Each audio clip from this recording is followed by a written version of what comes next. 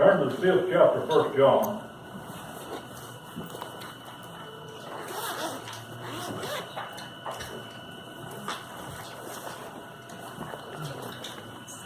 Now, I want to remind you something about John here. In the 1st, 2nd, and 3rd John, he wrote with explanation to answer every explanation. Should be question will be answered about sin in his books. He was totally against sin, and this is his thought, his message, and he was God called man, and I believe he was spiritually in contact with God as he wrote, in part of God, as he wrote these. While on the other hand, he wrote the book of St. John, more about the love and respect, while he did mention sin through it, but he wrote more about the love of God. It also appears in 1 John and, about the love of God, but the emphasis of these books, John was striving to get these people to see that they needed to stay away from idols. And that's what he ends the whole chapter up with. Now, in this 5th chapter, and I'm going to give you some people in a few minutes that for some definite proof. In this chapter, he puts it as plain as far as I'm concerned as it could be put. As a matter of fact, I don't know whether anyone can phrase it or say it any better, so we can understand it than John has said it here. Whosoever believes that Jesus Christ is born of God. If you believe Jesus is the Christ, you're born of God. And everyone that loveth him that begat, loveth him also that is begotten of him. This is a drawing a picture to these people between God that exists and Christ that was begotten. Now, this begotten ain't pertaining to be you. If you thought it was, I would think you'd be looking at it wrong. So if you love God, you have to love Christ, is what it says. If you're born of God, you have to believe in Jesus Christ. And he is drawing this. Now, that was important in their day. Now, in our day, it's not that important, but in their day, that was real important because you had numbers and numbers and thousands of Jewish people that didn't believe that Christ was the Son of God. And to convey the message to them, some of them was even moving toward the idolatry and more than anything else in the temple. And by the way, that had to be because it was going to bring around a period of time whenever that temple was going to be overthrown and abomination was in the temple.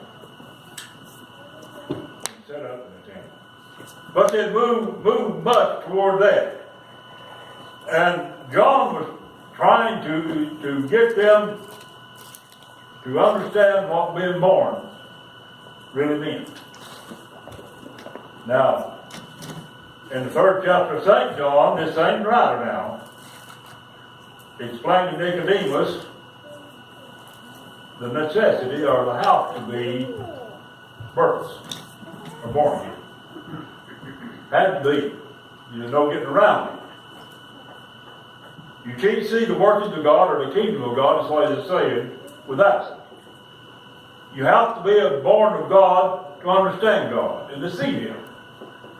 Whenever Christ would talk about, if you saw me, you saw the Father, if you've been born by the Spirit, and it is the leading force in your life, then you can see Jesus Christ in that.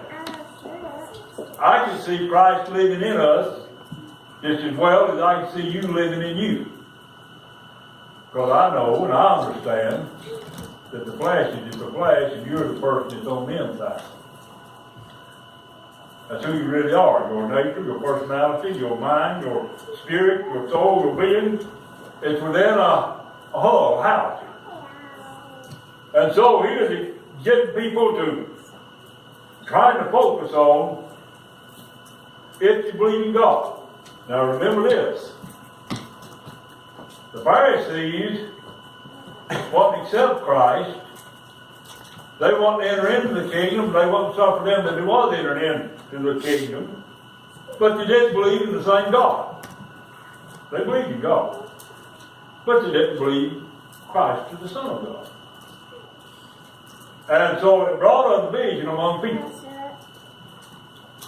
When you get leadership, and I want you to think of this, it even works today.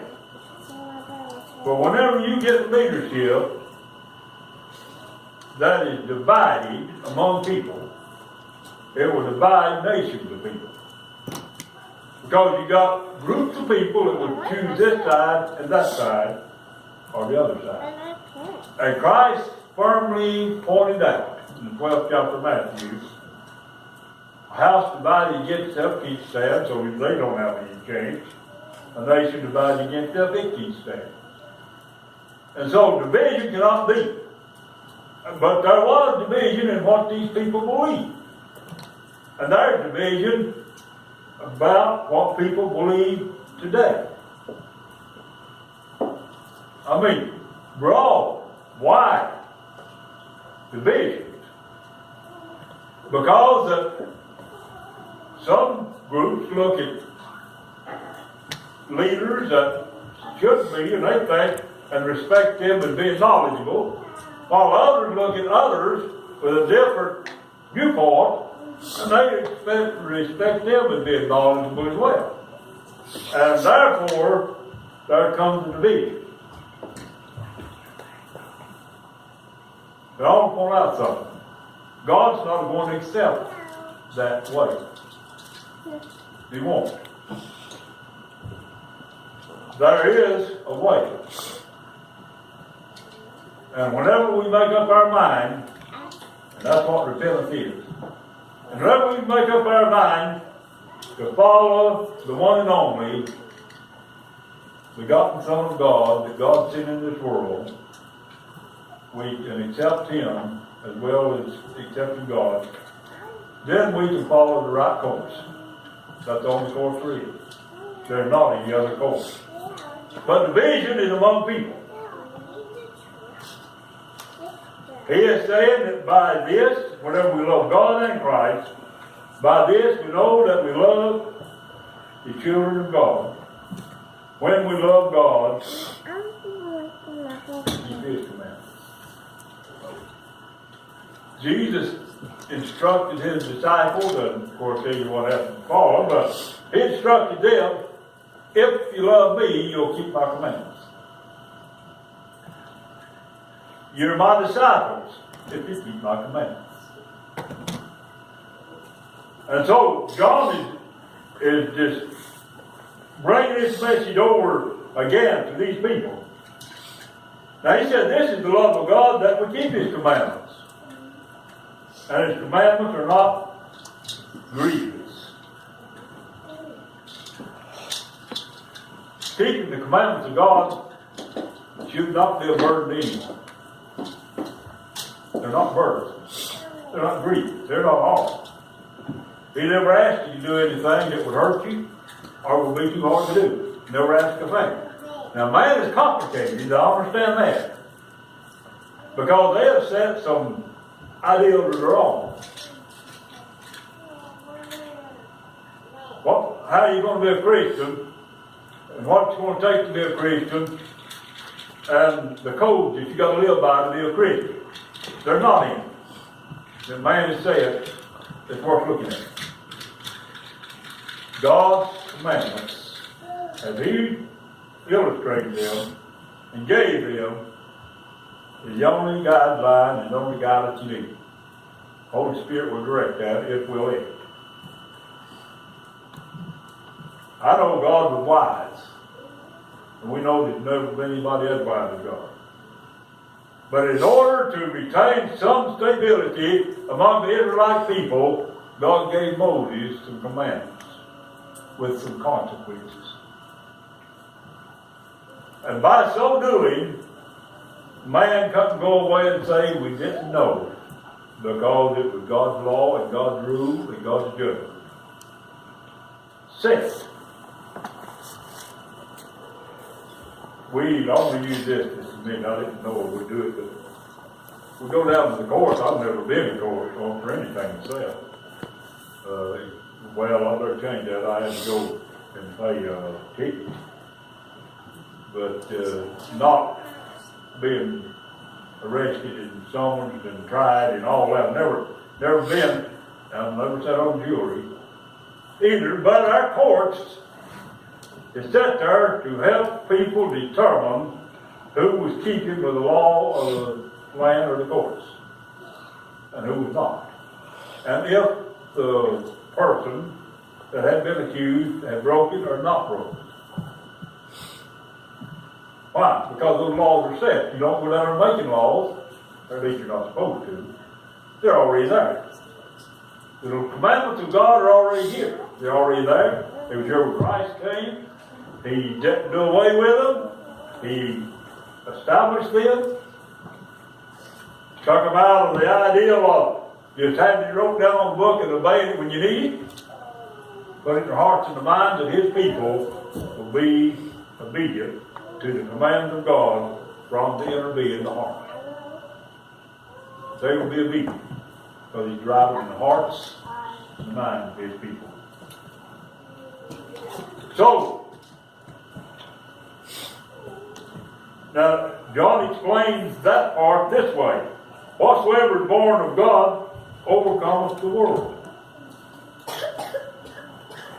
Back over in the 2nd chapter, love not the world, neither the things that are in the world. If any man love the world, the love of the Father is not in him. As John writes there. So, we have victory, and this is the victory that overcomes the world, even our faith. I'm confident. I know what I believe. It would be hard for anyone to change my mind about anything. And scripturally, if you've got a theory, or if you've got a doctrine, or if you've got an ideal, if you want me to believe it, prove it by the Bible. Don't just tell it to me because that's what you believe. Because I don't believe nothing that keeps me proven and established by the Scripture. Normal people learned me that a long time ago.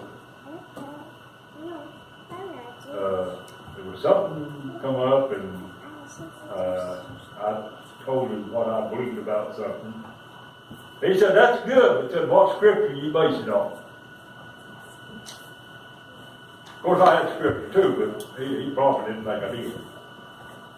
And I showed it to him, and I heard him say later on that actually I didn't show anything, the Holy Spirit did, but I just called his attention to it. He read, but it overlooked. We do that.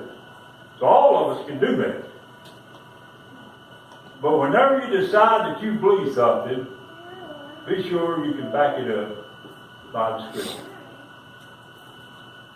When you decide that you can demand of others, or ask of others, or tell others, or try to persuade them to follow your way, be sure that you're in the right, that you have the nature. People have said, and I might be that way, I don't know, it might look that way at least. People have said that I disagree with everybody. I do, mostly. I agree with that myself. But I don't disagree with them. I disagree with them because they interpret the Scripture wrong. If they can read it, prove it, show it to me in the Scripture, I will agree with them. Otherwise, as David Boston said, book, chapter, and verse, then I'll believe it. Not because we all have strange opinions. It will come later over in the chapter. Matter of fact, to the end of the chapter, but I'm not to put it in here. But I'll read a verse before I do. Verse 17 in this chapter, all unrighteousness is sin. And there is a sin not unto death. And John points out, anything that is not right comes under the category of sin. And there is a sin that's not unto death. Now, our people, because of the strong stand we take against sin, we go a little further on the definition of what it is. We kind of carry it a little too far. The Apostle Paul didn't do that because he used the word fault, which means what you done was wrong, but they're overtaken. But it was wrong, so it wasn't right. Now I want to bring up a man that was the first apostle that was called into the ministry of Jesus Christ, first disciple, as far as I'm concerned, that was Peter. Great man of God, believed in Christ, had visions. God showed him with a sheet that anything that God had purged or cleansed, not called common unclean. That was when he was getting Peter ready to go to Cornelius' house. But to make a long story short, they got into some discussion about circumcision.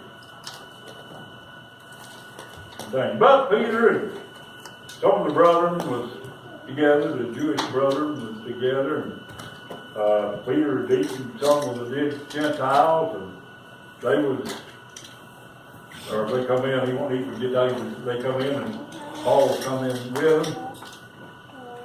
And Peter withdrew himself, got up, and I'm going to paraphrase you, got up from the table and got away from it. Barnabas and others got carried away with Peter. They did the same thing. And Paul withstood Peter to the face because that Peter was to blame. And you believe he was? Why was he to blame? It wasn't right. Of course, Paul went on to explain to him, you're going to ask the Gentiles to come do with the Jews, you're going to ask the Jews to do with the Gentiles, and here you are, you're withdrawing yourself. And so that's not right. Now, Peter didn't sin in the way that people think of sin. He was still hanging on to the traditional duty that he was, what was in him. And some of those things sometimes are hard to let go. But after that he had been corrected by this apostle, had he continued on in it, it would have been sin to him. Because he was made aware of what he was doing. Being overtaken of fault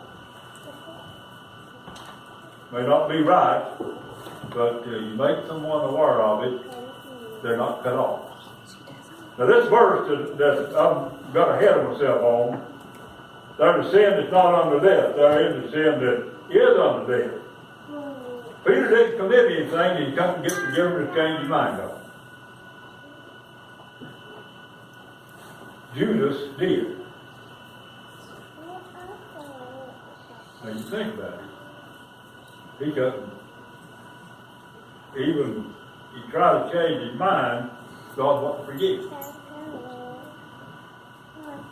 He committed a sin that was unto death. And John didn't say not to pray at all for him. He said, I would not say you ought to pray for him. But you can take a brother or a sister that has sort of gotten out of the way in the respect, now I hope you understand that it's something that they don't intentionally intend to do. It's just how they was raised, what they believe, or what's going on to a certain point until they become aware that's not the way to do it. If you see them and you know it's wrong, then you can call their attention to it, and then they help do something about it. Now, if you don't think that's right, go to the 10th chapter of the book of Hebrews. If you sin after you have once been enlightened, in other words, you've got the knowledge, you've got the understanding, you've been told, you can get forgiveness. And he is saying here, John is saying here, when you pray for one, you can save that person. Why? Because salvation means to deliver yourself. And if you're the one that saw it, they called their attention to it, and they delivered themselves from it, you're not saving as far as giving them salvation, but you make them war on it, and they're saving themselves because of it. See, Peter, one that I just now talked about, gave the Jews an answer whenever they asked, what must we do to be saved? And one of the things in his statement was, save yourself from this untoward generation. But somebody had to make war on it. So, every sin, every unrighteous thing that's done out there is not one that God will not forgive. Now, I want to make this clear too. Everything that you become aware of that is not right, that will come under the category of being unrighteous or sinful, and you become aware of it, you best repent of it and change your mind and get out of it. Because it's key. Spiritual. It will be death, your soul. Now he said, who is he to overcome the world but he that believes that Jesus is the Son of God? Now get this. This is he became by water and blood, even Jesus Christ. I've preached on that verse. I've heard it preached on, and I've heard interpretations on it. I've given my interpretations on it, and so on and so forth and on. But I'm going to give you just a little bit different viewpoint on it and see what you think. How did Christ come?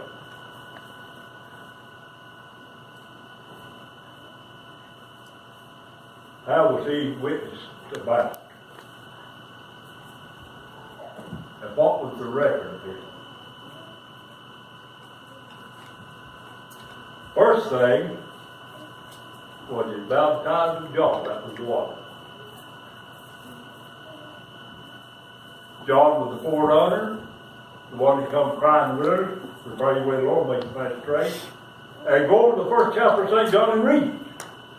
John's confessing himself. He was in the world was made him, and I didn't know it. But John had a purpose.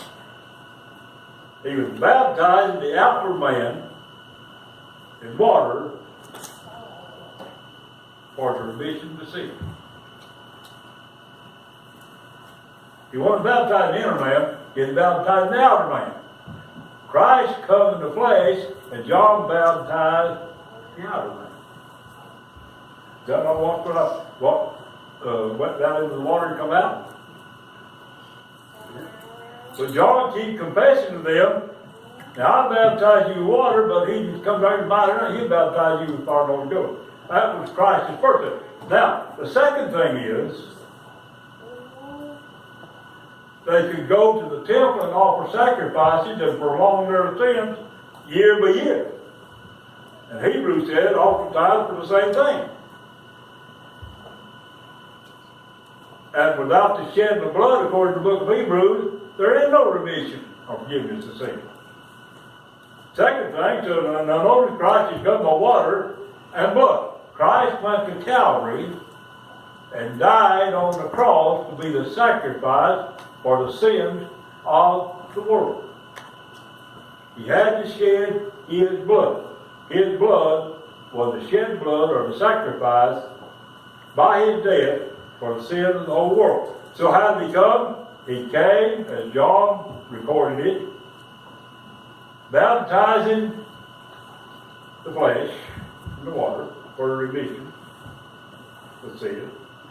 And then he died as a sacrifice to make it complete. So he came by water and blood. Tell me somebody else has done that. Or am I totally off base?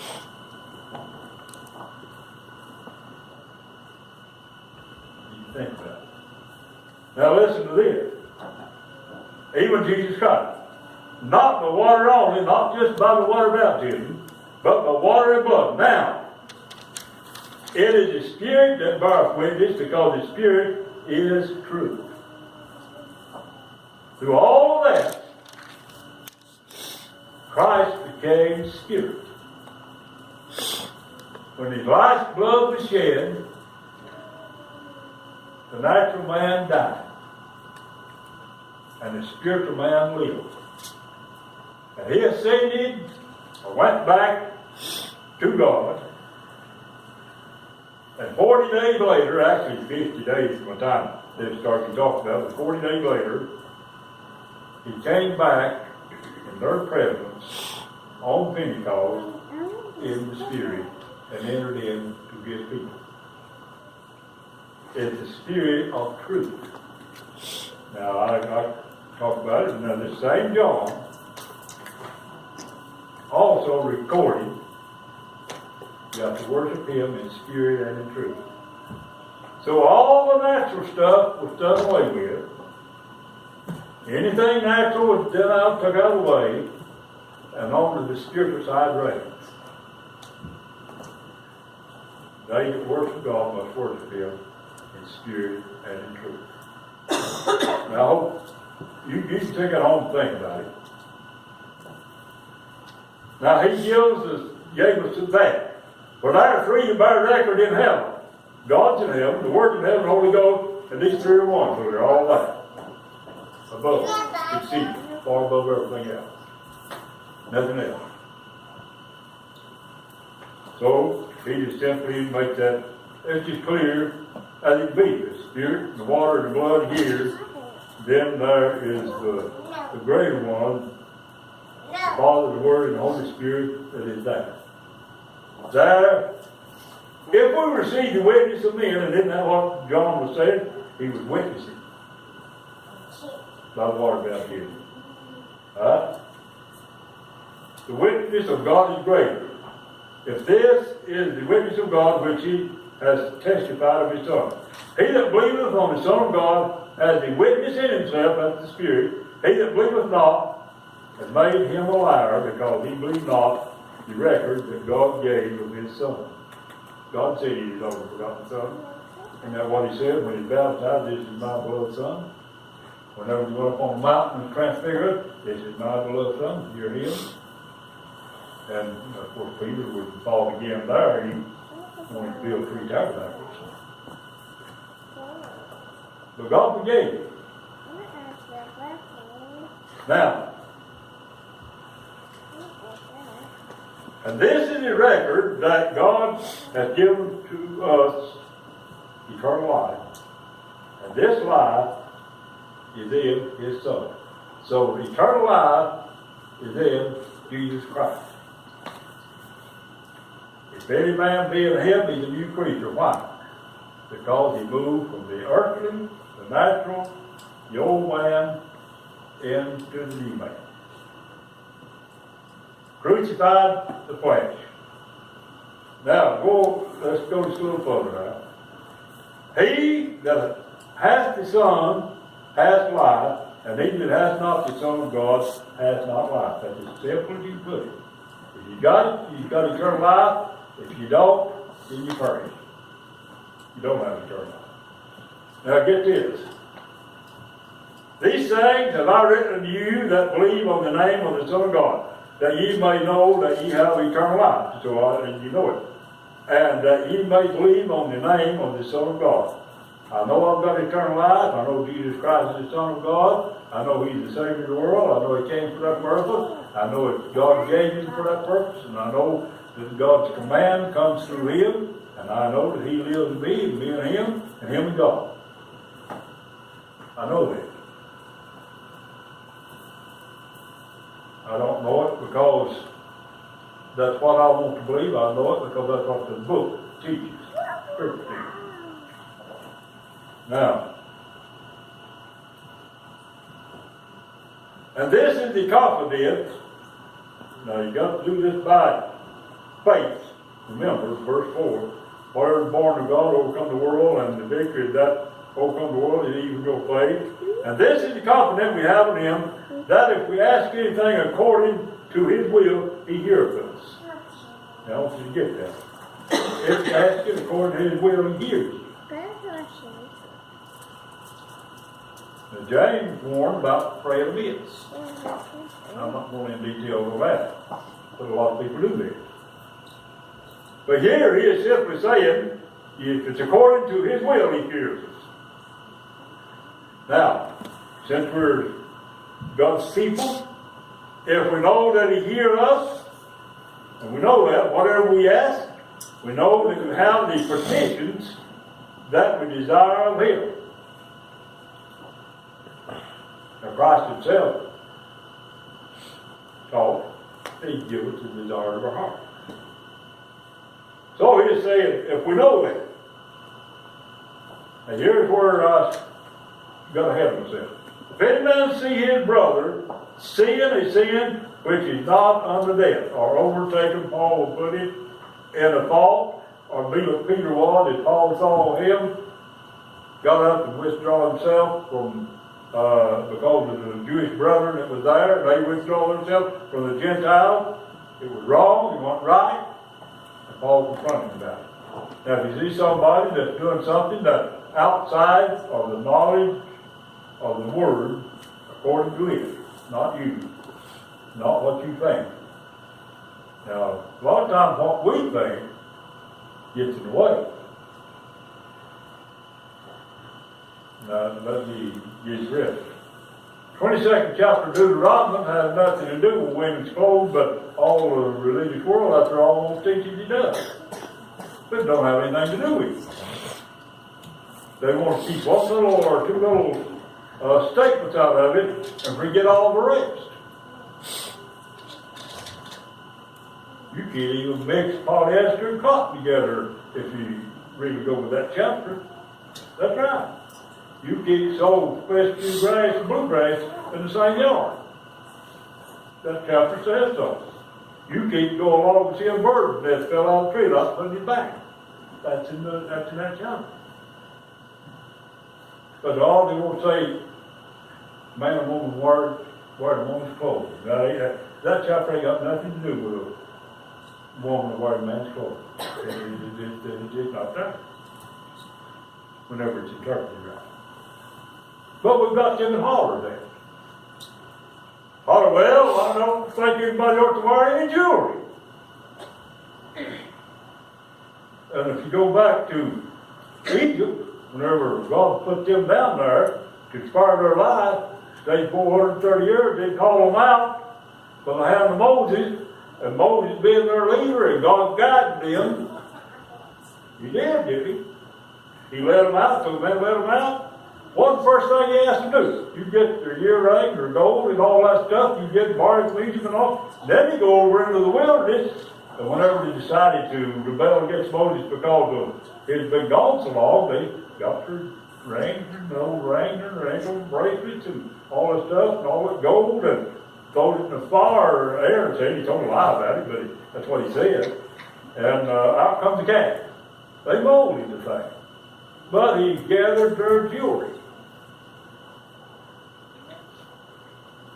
He said, you keep your decoration up with that. One of the things is used to prove that God's so loving and so caring that whenever the father's son and the prodigal son comes back, he put a ring on his finger. Ain't that right? That's good. We got Church of God preachers that, I didn't mean to get off this, but we got Church of God preachers that want their wives to go around looking like plain Jane, and they dress tip-top. That's right. Don't want to wear no makeup. And then they'll come in with their tie glasses on, their watches on, And neckties on and all decked out, looking like $1 million, and your wife comes in looking with a pheasant on for her along. That's not right. But that's not in the scripture. Now, if that's what you ought to get me to live by, forget it, because I don't believe that stuff. And I don't have much to do with anybody that preaches that stuff either. But I've heard it.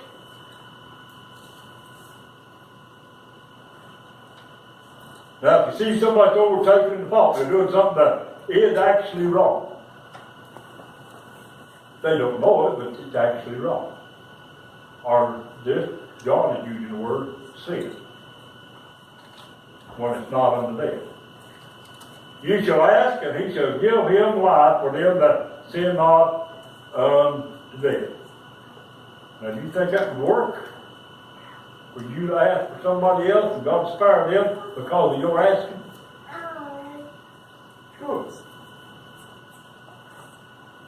Now, he's not going to because somebody, you got people that's indulging in sin and they're not going to get out of it, and because you're a Christian, you ask and God's going to save you. Well, that's not what he's talking about. He's talking about a brother and a sister, a saved person, somebody that you respect and all that. And you see them in something that the Bible, God's commandments forbids. And they are not aware of it, they're overtaking it. Then he said, you can ask. Now, I'm just going to give you one, and you can, there's a couple more, but Christ asked God to forgive them that crucified him on Calvary's cross, and God granted them forgiveness that would come to him. If not, Christ could have sealed their destination. Christ and God wasn't forgiven. Stephen asked him not to lay that sin to those people that stoned him to death charge.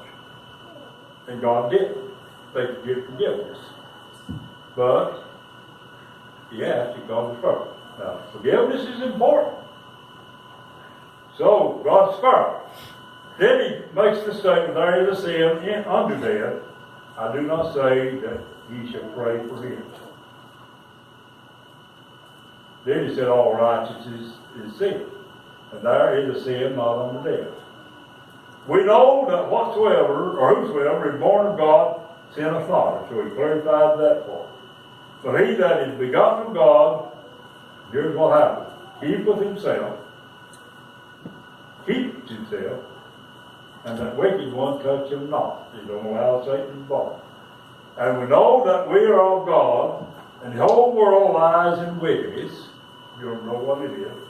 And we know that the Son of God is come, that was Christ, and has given us an understanding, knowledge, that we may know him that is true, that is God in Christ. And we are in him that is true, that is Christ in God, through God in Christ. Even in his Son, Jesus Christ, this is the true God and it's eternal life. Little children, get this. Keep yourselves from idols. It was a good way to end up a book, I tell you. Tell them all that. Then say, now keep yourself from it. Remember, church starts